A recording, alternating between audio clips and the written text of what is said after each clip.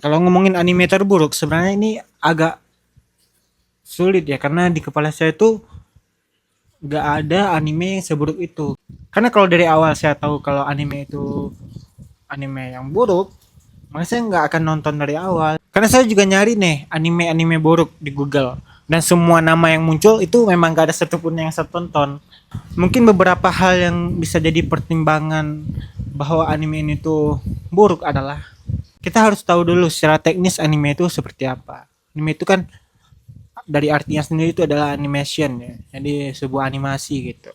Yang mana secara teknis ini ada penyutradaraan dan juga visual. Kalau ngomongin cerita, udah pasti ketika sebuah manga itu diadaptasi jadi anime, itu biasanya secara cerita orang udah suka sama ceritanya. Makanya satu studio itu mau menjadikan cerita itu dalam bentuk animasi. Nah, kalau berdasarkan penilaian tadi, maka kita dapat mengambil salah satu contoh anime yang buruk itu Blue Lock Season 2. Ada beberapa hal yang mendukung bahwa statement bahwa Blue Lock Season 2 ini buruk.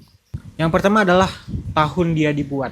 Blue Lock ini tuh hadir di era dimana teknologi itu udah canggih dan udah banyak contoh lain dari anime-anime itu yang begitu bagus gitu. Yang kedua adalah perbandingan dengan season pertamanya. Mungkin kita semua sepakat bahwa season pertama itu bagus banget. Seperti yang aku bilang tadi, karena teknologi sekarang itu sangat memungkinkan untuk bikin satu anime itu sebagus itu. Tapi ketika di season kedua itu kayak gitu, itu tandanya itu memang gak dibikin dengan bagus, karena kemampuan untuk bikin bagusnya ada. Yang terbukti di season pertama.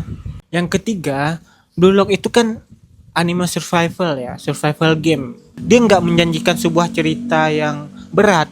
Yang disuguhkan dari anime ataupun series survival game itu apa? Keseruan gamenya, benar. Keseruan game yang terjadi saat itu. Misalnya kalian nonton Squid Game, nonton Alice in Borderland. Yang kita nikmati apa? Ya keseruan game yang ditampilkan saat itu.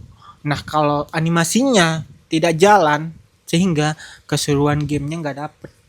Nah, itu yang terjadi di Blue Lock.